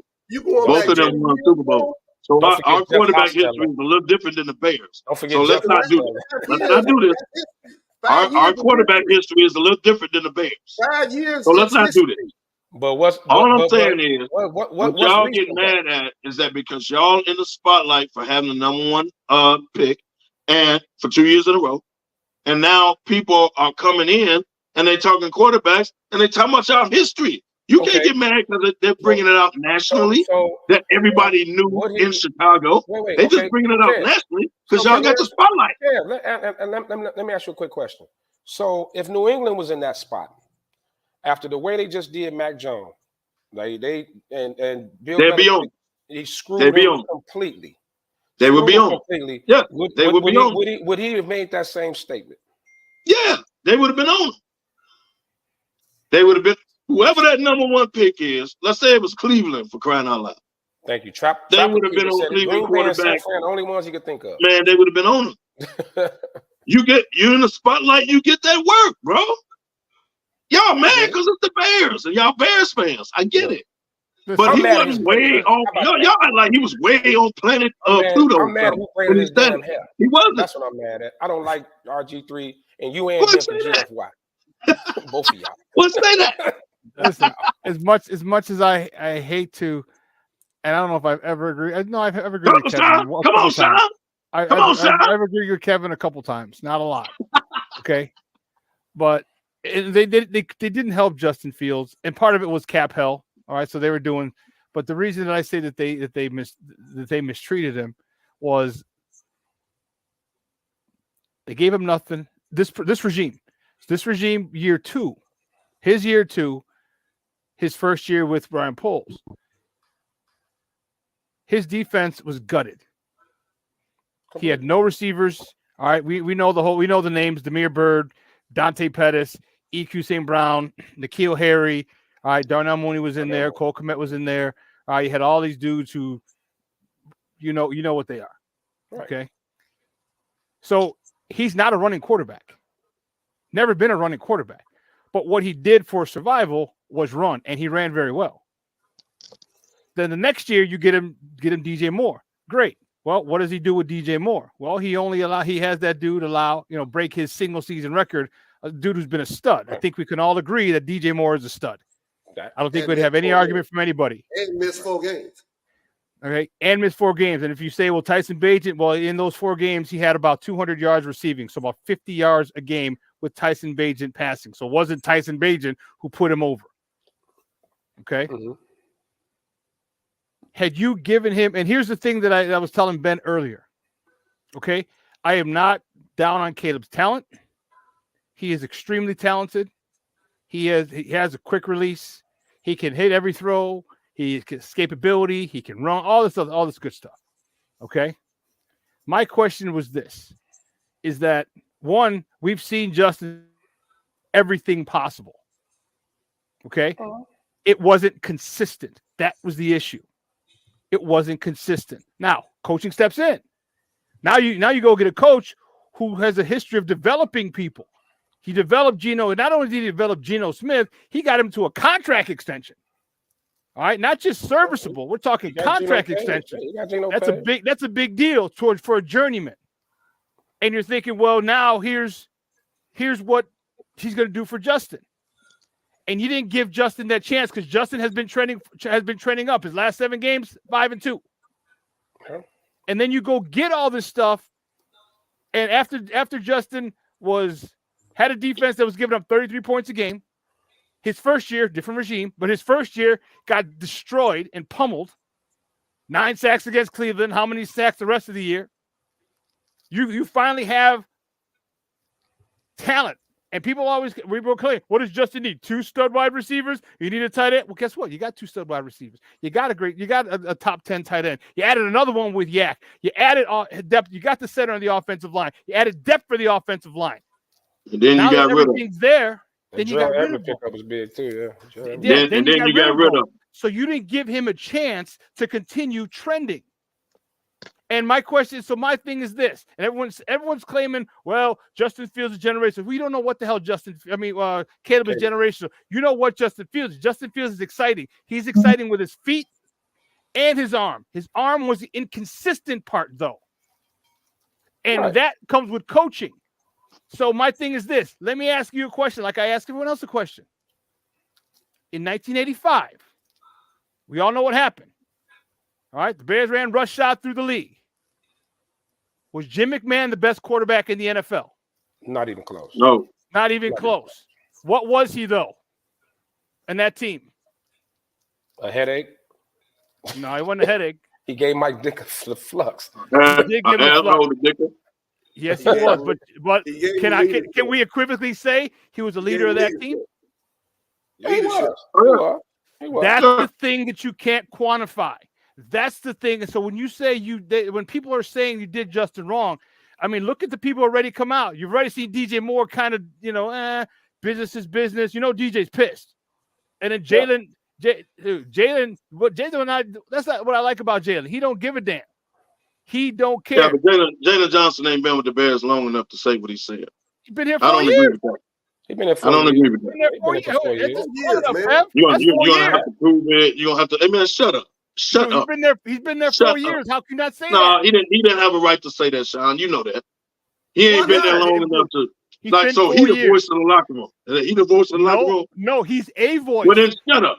Leaders. But listen. No. He didn't have a right to say that, bro. Yeah, he did. You know why? Because if you expect the guys who get paid the most money to lead, then he's a leader. And he's been there 4 years. He didn't have a right to say that. He was an all-pro last year. He wasn't all-pro the year, or he should have been an all-pro the year before, but he wasn't. No. I'm not talking about his play because he deserved his money. What I'm saying is he didn't have a right to say, So when Caleb comes in, they got to come through you. Is that what you're saying? No, here's what he said. If you look what's on the screen, it says you can't bring that Hollywood stuff into the building. We're going to see. Who said he was? You got to prove. Shut up. First of all, y'all ain't gonna like this statement. Caleb got a little swag. But you are the Chicago Bears. You have no right to tell somebody what they gonna do and what they can bring and how they gonna. Shut up. Ain't like y'all been winning for years. Shut up. So if you the 49ers, if you the Baltimore Ravens, if you are teams that's been consistently winning, just ain't got over the hump, then you have a right to say that in public. You don't have a right to say that, number one, as a person. Kevin, Number two, you don't have a right wrong? to say that. It ain't like the Bears, some damn Super Bowl champs coming off a Super Bowl. No, you're not Super Bowl champs. But what you're doing is you're ascending. You're ascending, and you don't have a right to say that. You had the quarterback there who had taken you for 3 years. He has been ascending. The first two were just god awful, and this guy he fought through it. He didn't complain. He got better every year. He was a professional. One thing about Justin, he was a professional all throughout. He's a likable guy. Everybody That's why his Justin. teammates love him. So but it's not about the fact. Go ahead, Ben. The Bears are starting to change their culture. And if Jalen's, this is the culture that we have. You trying to tell me he don't have a right to keep that culture going and saying this is what we because you don't have a damn culture. You ain't been winning. You ain't been winning.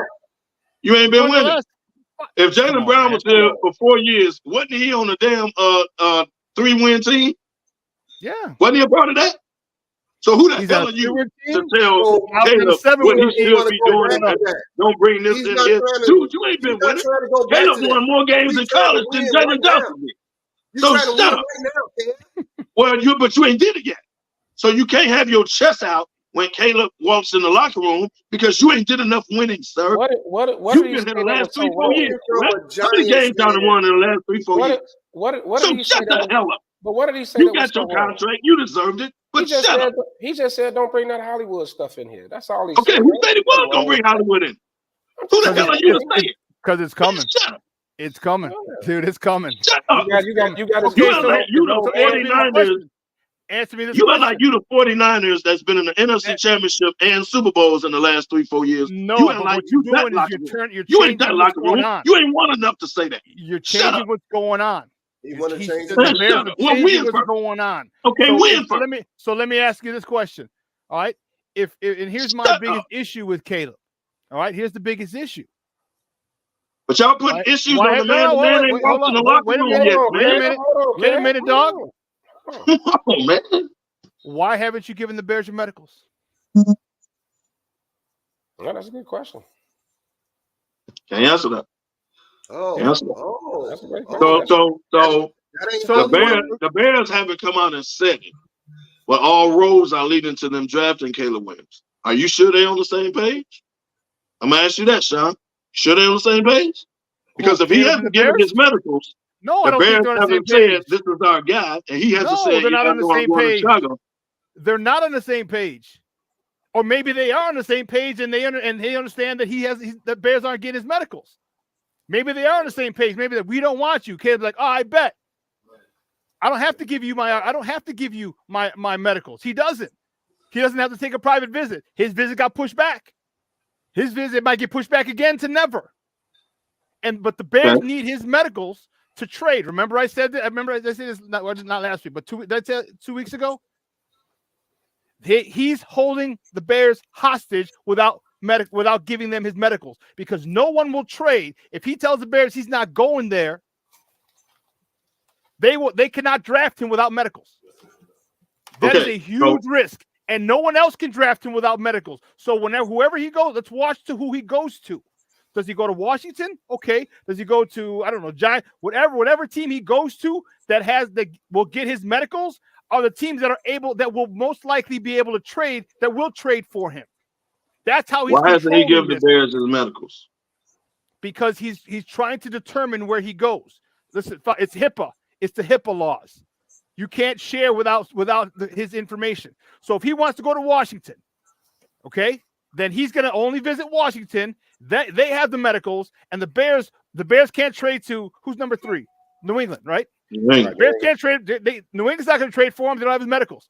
4, 5, 6, 7, 8, 9, 10. No one is going to trade for him without his medicals. So the only team that will trade for him is the team that has his medicals. So if he wants to go to Washington, then he's going to go visit Washington on a private visit.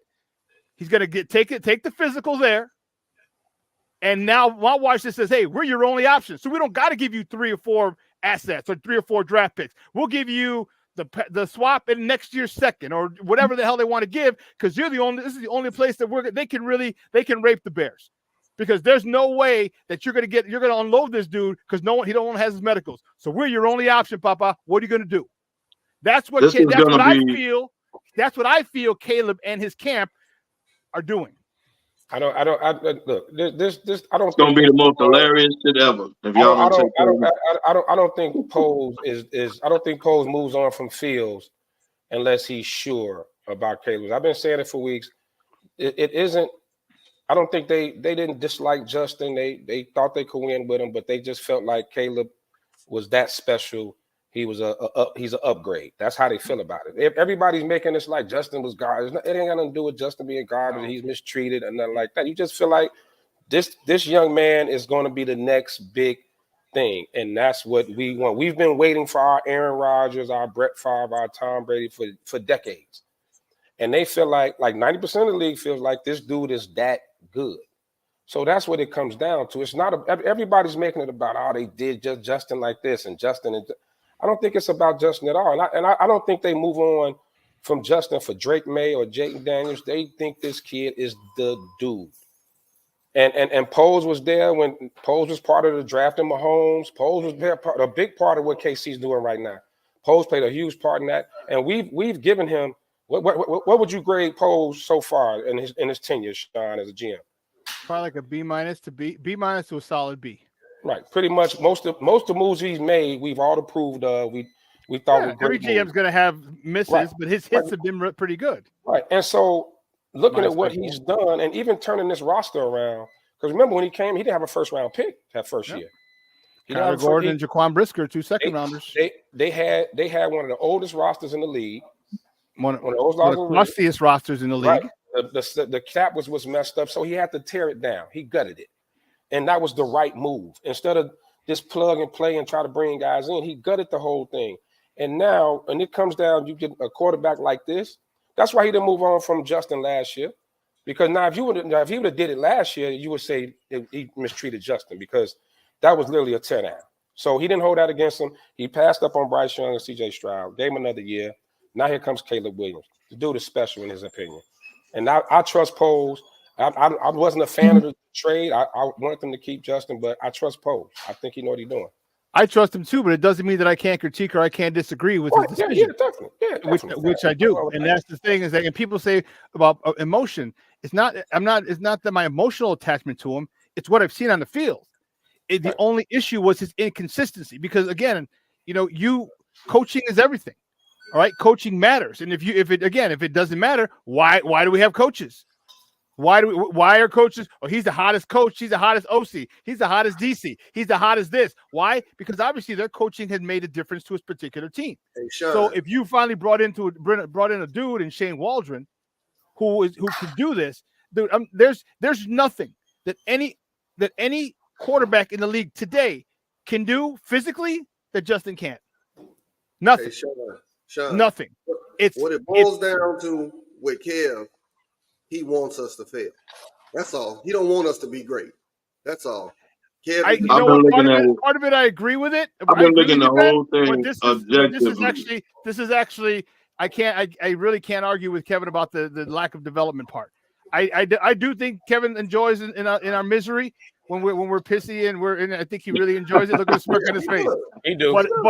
But it's when he spoke. And again, I'm definitely one of the last people to agree with Kevin. But God, I can't disagree with someone. You only agreeing with Kev because he wished you happy birthday. That's all. No. That's all. No. I look at sit objectively, and I say some of the same things that the national audience is saying. What y'all do is hate when I say it because it comes off as I'm a hater. But some of the dudes on ESPN, they saying the same stuff that I'm saying. But then when I say it, I'm hating. No, yeah, but other people are saying different things too. Same stuff that they're saying, bro. They're saying that there's other people saying different things too. They're saying different things. Orlovsky was a big fan of keeping Justin. There's a couple people. Yeah, a lot of them say that. You got both. A lot of them saying they should have kept him. Yeah, a lot of them say that. But then, thank you. Hold on. You didn't give Sean a whole new birthday. You changed his date of birth. My bad. Colin said they should get rid of him, right? Look at this fourth quarters, get rid of him, right? And then he said, new information, different opinions. So then he said, well, wait a minute. You bringing in Keelan Allen. You got, DJ Moore. You bringing in Swift. You bringing in another tight end. You already got commit. He's like, well, hold on. Like, either you didn't want him or you setting Caleb Williams up to be the greatest rookie quarterback ever. Like, he can't fail. You showed up. Think about this, Sean. No, I know you what he showed did. up a quarterback, an edge, and a linebacker that most defenses would love to do. Right? Oh, the Bears gave big money to them positions. They showed up for a couple years at least, right? Mm-hmm. Well, a lot of defenses are looking for corners and an edge, right? The Bears showed that up. Then they went out and got an offensive line, or a couple linemen, rather, or center, whatever. Brought in running back, brought in extra tight end, brought in another wide receiver. Dude, don't a rookie walk into that? Never. This is the best scenario. Damn rookie walk into that of the NFL. So once again, so why would you business moves and change the narrative? So once again, why would RG3 tell him refuse to go there? Why would that be the statement that you make? You just he went off the history. No, he went off the history of the Bears. He's not talking about this regime because this regime hasn't proven itself yet. He was talking about the history of the only Bears. thing I can say, only reason I could say he would say that. Okay, one, he's just a hater and he's mad. Okay, no, stop. Everybody ain't a hater. Let me finish. About the Bears. Everybody's not a hater. Let me finish. I didn't say that was the reason. I didn't say that was the reason. I said here are some of the reasons that he could have said it. Did I not say what he could have said? Why he said it? These are why he could have said it. I did. That's an option. That is an option. I didn't say it was the reason. You got to listen. You can't just talk. You got to listen. That could be one of the reasons. Another reason could be is if Caleb fails. If he fails, and there's a chance he could fail. There's a chance he could be great. There's a chance he could fail. And everything in between. If he fails, it's going to go into the same cycle, and when they fire Eberflus next year, it may be the same after the 24 season. If they fire him, now you've perpetuated the cycle again. That you did with Cutler, that you did with Mitch, that we did with Justin. Right. 3 different quarterbacks. That's what I believe he was saying. That could be the actual reason. Because if he does fail, and they're doing everything to make sure he doesn't, but if he does, there's a small chance that now the cycle is gone. So he's like, dude, you want to get caught in that? You want to get caught in that cycle? And would you put it this way? I don't know, Caleb. I could try and talk to my guy who was his coach. But man, it makes a lot of to play in front of your hometown people. All right, that's a different thing. That's a different beat. And also, you talking about the market? Yeah, Chicago's the 3rd largest market in the country.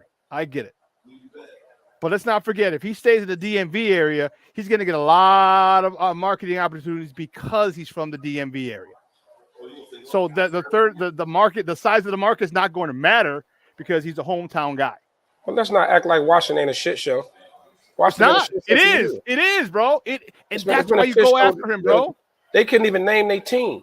That's why you go after him, dude. That's why, because you're trying. I agree with that, but don't act like the Bears are coming off recent Super Bowls either. You're trying to get rid of the Daniel Snyder stench. Let's look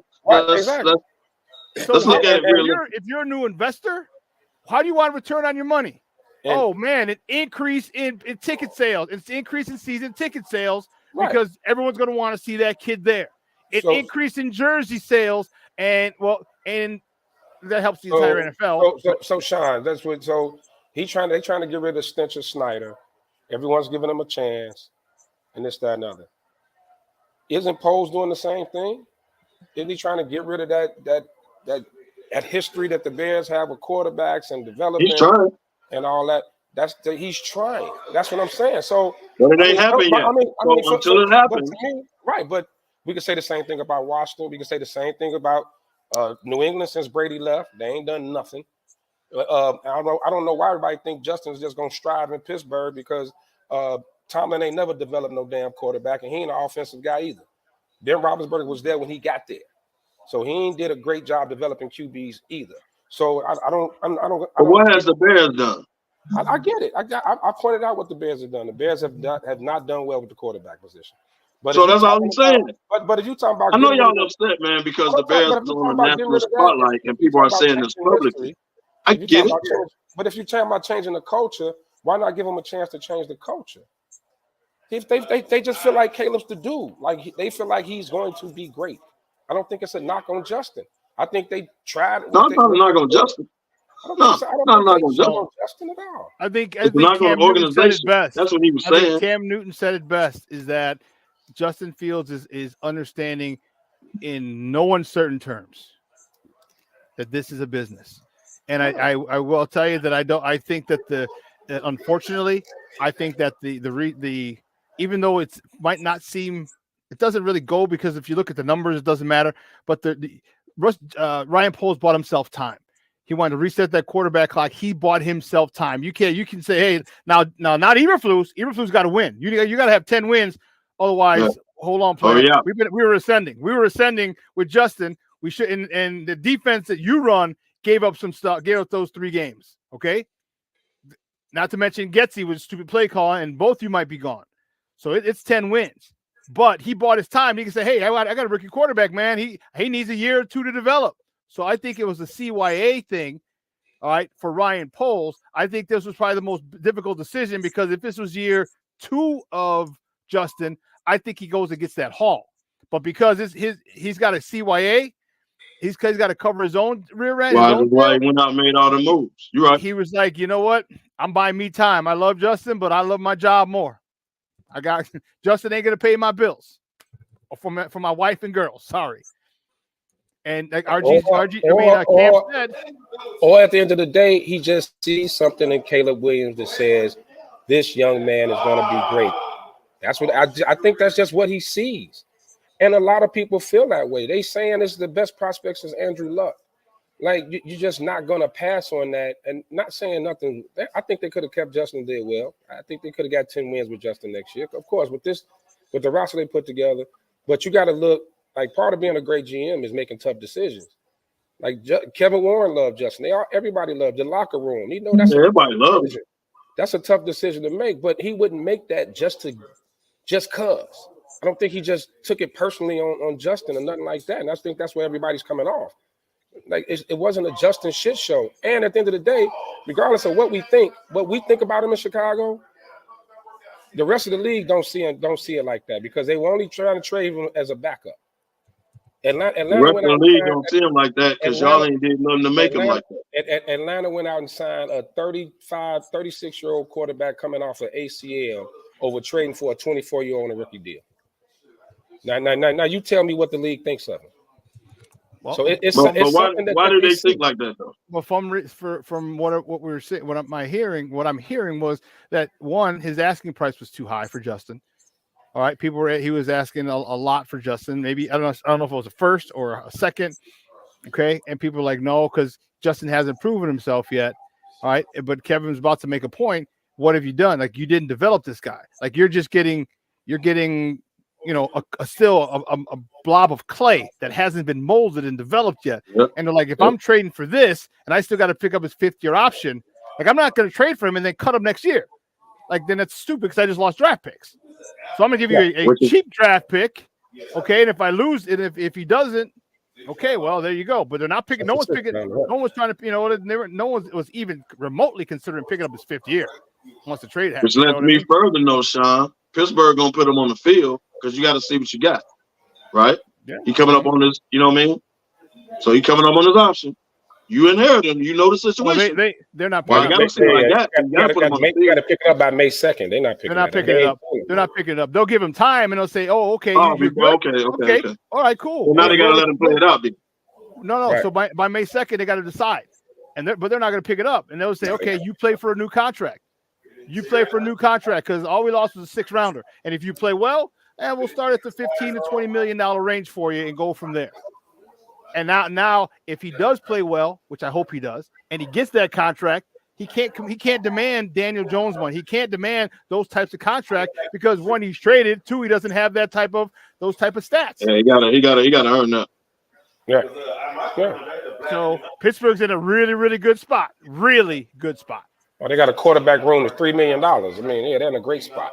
Exactly. Yeah. They don't owe nothing. They got to pay Justin salary this year, but they don't owe Russell nothing. Something. It's only like $2 million, ain't it, this year? Like yeah, actual cash is he's a cap hit of 6, but his actual cash is only like 2.5, and Justin's $1 million. Yeah. So I mean, like I said, man, I think everybody's pulling for the kid. I don't all this. Everybody wants to see him do well. I think all this Jaden Daniels stuff. No, I think we gotta trust Poles until he shows us that he can't be trusted. I mean, that's how I do. Again, I just don't agree with it, but I still, I don't like it. Well, when he takes Jaden Daniels, we'll be back same bat time, bat station with another discussion. Yeah, we'll have another talk. We'll talk about it. What if he takes Jaden Daniels and Malik Neighbor and when he takes Daniels or Daniels. Thomas? What if he gets Michael Thomas Jr. with that 9th pick? Because Sean, you said it. That 9th pick good is traded. That 9th pick is traded. Yeah, they don't trade it. But Sean, you said it. Why hasn't Caleb Williams given the Bears his medical when he's clearly going to the Bears? Because the Bears can be GDs and say, well, you coming to Chicago, work it out, bro. Do what you got to do. Now, you give us the medicals when you want, but we draft them. Like, the Bears can really do that if they want. But if he truly behind the scenes don't want to be there, then the Bears you can't do it. You can't do it. I know you gave up Justin, but if he truly behind the scenes and they know that he don't want to be there, you can't do it. Because you ain't gonna get 100% of the play. Well, listen, he can sit out, dude. Here's the thing: he can sit out. He's got $11 million in NIL money, and I know it's not the amount of money he's gonna get. He ain't gonna do that. But I'm saying it's a game of chicken right now. He could pull it. He could because he's got $10 million based on it. He got money, but I mean that's the thing that makes it different now. That boy want to play football, man. He ain't struggling. He ain't hurting for no bread. But I don't think so. But I think also with the moves that were made, he damn near made it impossible for Caleb. Caleb would look like a real jerk to come out now and say, "I don't want to go play with them." Yeah, exactly. He would look like a total jerk. He would. It'd be a bad look, especially with that situation. Jalen Johnson comments true.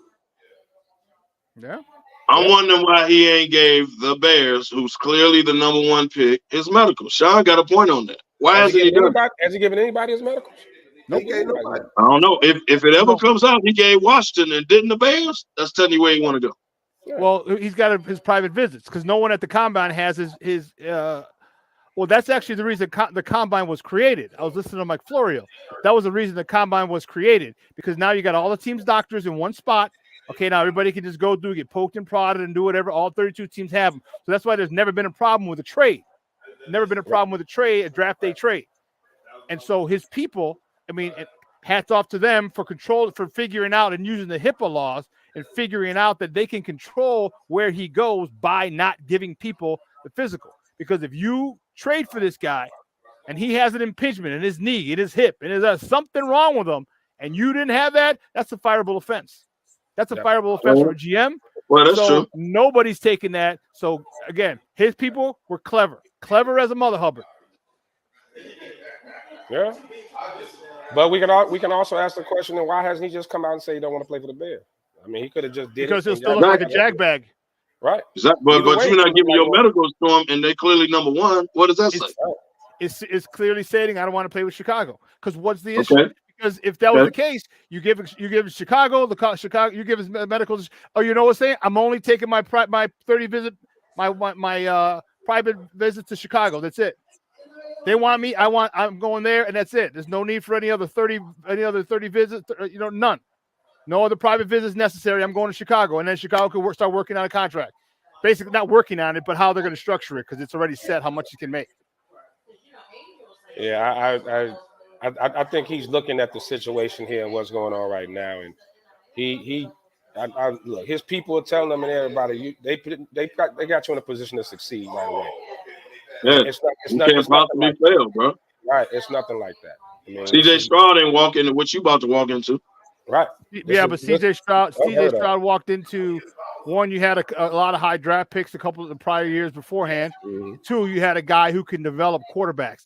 That's what he walked into. And then let's not forget Tank Dell. That dude was a stud in college, and it transferred over. So the fact that you had a team there when Caleb Williams got there, and you had a dude who can develop quarterbacks, that was a match made in heaven. But now we have to see how well he can maintain that. When after this season, I would almost bet $100 that Bobby Slowick gets a head coaching gig after this season, because we thought he was gone after this past season. So he's going to get a head coaching gig, because look how Josh Allen struggled when Brian Daboll left to go to the Giants. All right, you don't have your play caller anymore. How are you going to go? So Leonidas, don't worry about him. He's a hater. He comes in all our groups and follows me. So I appreciate you being a fan, sir. We appreciate you following us, and make sure you subscribe to Sports Zone Chicago, our YouTube page. So yeah, he's on everywhere. He's like, dude, damn, worse than a little dog. All he comes on to troll, dude. He comes on every show I'm on. He trolls it. That's okay, and we like it. We like it keeps it spicy. Has nothing. This guy, look, see, this is how you know he don't know football. Has nothing to do with coaching in Texas. Really, when Bobby Slowick was one of the hottest offensive coordinators in the NFL and trying to get a job, that's how you know people. That's just a troll. Again, thank you, sir. I appreciate you being a fan. Hey, I don't mean to interrupt, but my phone is about to die. The money got my charger in the bag where he at. So I'm gonna have to sign out. Don't say I got your charger. You left it up here. I got it. Like I know he put it on you. Right. You don't blame me. Right. See how you create a narrative? We're gonna finish this Bears talk next week. We do it every week. Right the money got my charger. I can't hear y'all. Can y'all hear me? He died. I got his damn charger. Ain't that some shit? His drunk ass left it up here. Right. I got it. Right. Oh man. Well, we got about 7 more minutes. Yep, give or take. Give or take. Now, can Justin beat out Russ? No, they said already that he's a backup. Said it's not even a competition. He's going to be a backup. But can he beat out Russ? Actually, I hope he doesn't. Yeah, actually, I don't want him to play. I don't want him to play at all. Here or there, give him some Taysom Hill packages. Yeah, do that. But you know what? Give him what he needed what he initially should have done, and that's sit out. Sit out a year. All right, watch. Talk to your quarterback coach. Watch a Super Bowl winning quarter. He didn't have that with the Red Rifle. Now he's got a Super Bowl winning quarterback in front of him, and there's a lot to learn. Get your mechanics down, get your fundamentals down, and then next year, if Pittsburgh sees that you've improved, they're going to sign you. And if not, trust me, there'll be quite a few teams that'll be willing to sign. Not for big money. You're gonna have to earn that in a 2 or 3 season span. All right, or 2 season span. But you'll still have that opportunity. So I hope. Sean, let me ask you a question. Do you consider that quarterback class with 2021 with Justin, Mac Jones, Trevor Lawrence? Would you consider that a bust? Like one of the most disappointing draft classes? Only one has remained with their team to draft. And here's why. All right, I'm going to tell you this, and I don't know if you have ever mentioned it before. Coaching matters. Do you know what they did to Mac Jones in New England? Oh my God! Do you know what they did to Mac Jones in New England? I'm not a Mac Jones fan, but they shitted on him real bad. I mean, we're mad at Justin Fields. At least Justin Fields has guys who are offensive guys. They had a special teams coach, defensive coordinator in charge of his development. So how do you expect someone to get better? Right? College to pro, there's a jump. You need your coaches. And talent takes over. Yes, we saw talent take over. We saw Justin running by people. We saw Justin with touchdown passes. It just wasn't consistent. That's the coaching. So coaching, he's still on his team. If Mac Jones had coaching, he's still on the team. So now you got Trevor Lawrence, Mac Jones, and Justin Fields still on the same team, all balling, making the playoffs or being close to the playoffs. Then all of a sudden that draft isn't a bust. So I guess technically, yes, it is a bust. But the reason it is a bust because the organizational failures from some of those teams that drafted those quarterbacks. So to answer your question, yes, it would be that class would be a bust, but that the fault goes to the organizations who drafted them and really did them no favors. Hey, Sean, you ever watched the movie The Fan? Oh, with De Niro? Yeah. I saw it I only saw it once, so I don't remember it very. I'm not like my other movies. You got to know the premise, though. He had a fan, a crazed fan. Yes. You got Leonidas. That's you Leonidas. got you one. You got you one. That's Leonidas, bro. That's Leonidas. And I hope House don't run into Ryan Poles nowhere because I'm scared for him. Is that on site? Is he on site for House? Dead ass. He's on site for House, huh? On site. Hey, House is so upset. Hey, back in the day, I got a buddy. Won't say his name. I'm not gonna say how he got Lovey Smith's actual phone number. He was calling Lovey like, "What the F are you doing?" Lovey would answer the phone like, "Who is this?" But it was classic how he got it. I won't say how and all of that, but man, he got Lovey's phone number, man, and he used to call Lovey like, "What are you doing? What are you doing?" On site. It was classic. It was classic. No, House is highly upset. No, that draft class. I mean, it was the expectations. I thought Justin was the second best behind Lawrence in that class. San Fran, because they winning, they got a pass. So that was one of the dumbest to draft. Trade. Yeah, they traded up to draft that dude. What's 3 his name? first rounders. Hey, we're gonna put you in touch with Cockburn for protection. Yeah. Why would I hire Kofi Coburn for protection? I don't get it. Hey. You have because Leonidas? Okay. Leonidas. All right, I double dog dare you. I double dog dare you. You'll see why. I was a league MVP twice and 3 times. All right, you'll see why. I still got some anger issues, and they were just resurfaced with the Justin trade. So come on. Hey, what's that phrase? F around and find out. Oh yeah, they're gonna find out. Hey, House. Poles ain't no little dude. Right. Poles a big boy now. But he is rather slight now, though. I've noticed he's been losing. He's been losing a lot of weight. He lost a good 30 to 40 pounds. I'm like, okay. Well, all right, Slim Jim. You got to look the part now. You can't be a sloppy looking GM, man. True. Especially at his age. And his suit game strong too. He got a strong suit game. You better with all that money they're giving you. Damn. Yeah, he got a strong suit game. Hey man, great show. I know we were struggling early. We picked it up, but guess what? We right back at it again. Lefty. BC saved my life. You got something right here. Oh, my bad. Mind your business. Mind your business. How you take your BC compared to other people, mind your business. I'm back, baby. I'm back. Lefty, get your party shots, man. Hey, once again, man, condolences to our, SmokeFellas brothers and their losses. Happy birthday once again, Belinda, Squirrel, all you guys. Happy birthday. Also, my mom's birthday just passed too, man. So happy birthday, Mom. I ain't get to say it on the show last week, but yeah, happy birthday to you. Happy birthday, Mom. And yeah. Hey, Blackout. It was a time. We had a great time. Y'all know we got some other big events coming up. We're gonna be doing Final Four Madness, and tune in May 4th, man. Our Derby hats and fedora party is gonna be great, man. Watching the Derby, so come on out, run with the fellas, man. Follow us. We gonna be all summer. We got a lot of big events coming up. So appreciate the following. Yeah, I don't know. Are we on next week? We got that thing. Yeah, that is true. Sean, we'll talk about that. Yeah, we'll talk about it. Okay. For next week.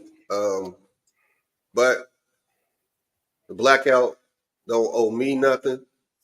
Everybody that came and showed up and showed out, Blackout owes nobody nothing. Definitely appreciate everybody who came out, man. It was a great time. We had a great time. And I want to give another special shout out. I can't remember his name and had the full truck. Lefty, you can say his name, but he saved my life. It's he in my saved phone. my life. It's in my phone. Yeah. With that steak sandwich. That's not the food truck saved my life. Yeah. Right. Hey, I know Kev had to drop off because his cricket went out. Lucky has his charger. No, right. He didn't pay the bill. He got his charger.